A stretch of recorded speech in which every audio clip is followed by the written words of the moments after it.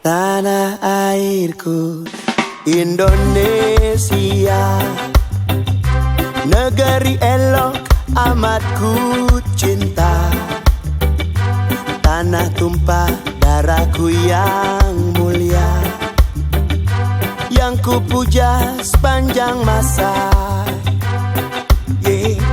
Tanah airku aman dan makmur, pulau kelapa yang amat subur, pulau melati pujaan bangsa sejak dulu.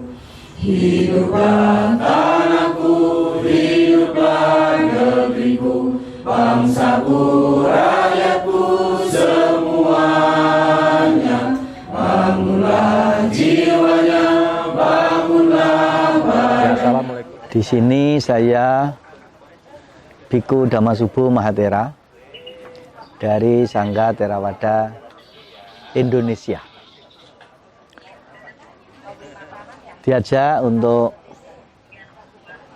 bersama-sama dalam kegiatan ini, refleksi akhir tahun, bagaimana responsivitas terhadap kelestarian atau menjaga lingkungan yang akhir-akhir ini menjadi isu global. Nah, saya sebagai biku adalah penerus cara hidup Sang Buddha. Berbicara tentang lingkungan hidup, mestinya belajar dengan Sang Buddha. Karena Sang Buddha itu dulu berangkat dari seorang pangeran, seorang raja. Kemudian dia meninggalkan istana dengan segala seginya, masuk kehidupan pertapaan. Bertapa di tengah hutan Uruwela Senanigama. Dan salah satu pohon yang dipakai untuk duduk bermeditasi yang sekarang dikenal namanya pohon Bodhi. Dulu namanya pohon Asata. Bodhi artinya terang, jadi mencapai penerangan sempurna. Itulah yang membuat Sang Buddha itu sangat kemis dengan yang namanya alam semesta, yang namanya lingkungan, yang namanya bumi langit. Sampai-sampai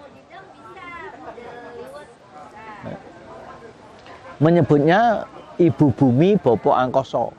Dalam bahasa Jawanologi, ibu bumi Bopo Angkoso. Artinya kita itu anak dari bumi langit.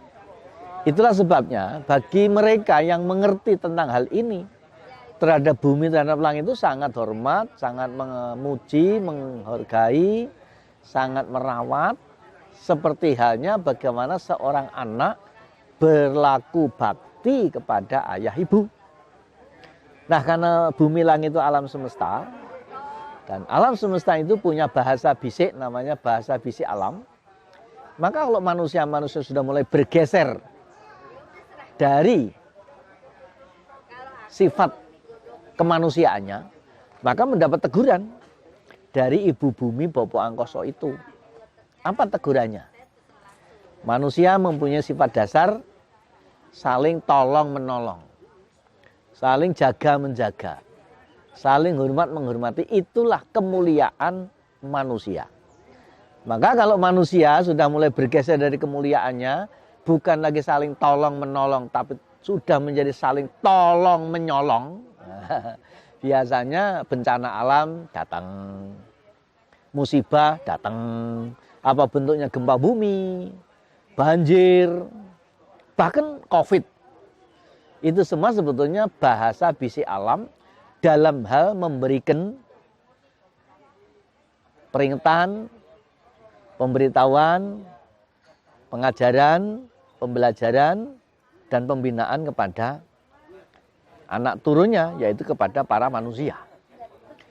Maka kalau kemudian ada bencana alam, orang yang masih belum kehilangan kemanusiaan, tidak terpaksa harus dipanggil untuk saling menolong, tapi merasa terpanggil untuk saling tolong menolong.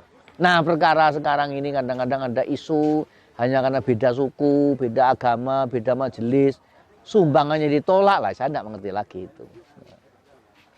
Itulah makanya kalau kita berbicara ini bagi Sang Buddha, ya bukan hanya cerita yang tanpa rasa, bukan janji yang tanpa bukti, tapi beliaulah yang sudah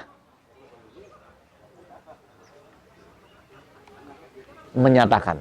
Jadi pernyataan beda dengan perintah atau larangan. Kadang-kadang ada larangan, jangan memotong pohon itu punya saya, kalau saya boleh. Wah, itu kan namanya perintah, itu namanya larangan. Tapi kalau tidak memotong pohon itu, nah ini berlaku untuk semua. Nah, Sang Buddha punya statement, punya pernyataan adalah tidak memotong pohon, tidak menggali tanah, tidak mengotori air hidup.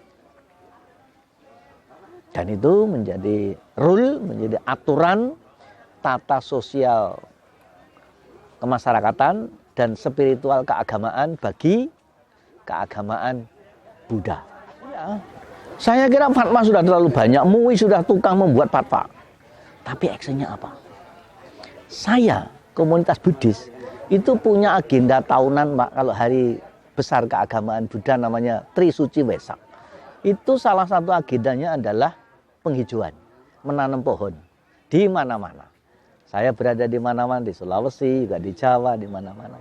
Tapi kalau umat Buddha mau mengadakan kegiatan penghijauan, itu prosedurnya, Pak, bukan hanya sulit tetapi juga rumit, kadang-kadang juga minta duit. Kenapa tidak dibantu? Kenapa tidak dipermudah? Nah, sudah pernah terjadi, Pak, di Jakarta sana. Umat Buddha sudah nanam pohon, namanya pohon Bodhi, pohon keramat bagi masyarakat Buddhis. Awalnya sulit, Pak, tapi dengan berbagai negosiasi dan edukasi, bahkan yang diedukasi itu dinas taman tata kota. Akhirnya diberikan lahan di satu tempat namanya taman kota. Tumbuh, Pak, dan subur sekali itu. Tapi nggak lama kemudian pohon ini ditebang habis. Katanya mau dipakai proyek. Ternyata sampai sekarang juga nggak ada proyek apa-apa di situ. Lah ini lalu bagaimana? Kita sudah pada tidak hanya bercerita, tetapi juga sudah melakukan. Tetapi responsifnya itu loh, Pak, bagaimana gitu kan? Nah, jadi kalau begini-begini ya wacananya sih sudah berlapis-lapis itu. Bahkan kertas seminarnya itu bisa untuk panjat naik ke bulan gitu kira-kira. Tapi tindakannya apa? Apalagi di zaman era masa kini, zaman digital ini, kita pada era data dan fakta. Boleh ngomong saya berbusa-busa, tapi data faktanya apa? Kalau enggak akan digubris itu, Pak. Ya, saya kira begitu. Jadi mudah-mudahan ada actionnya, ada eksekusinya, ada tindakan nyatanya, tidak sekadar berhenti pada wacana. Menjadi tanggunganmu terhadap nusa.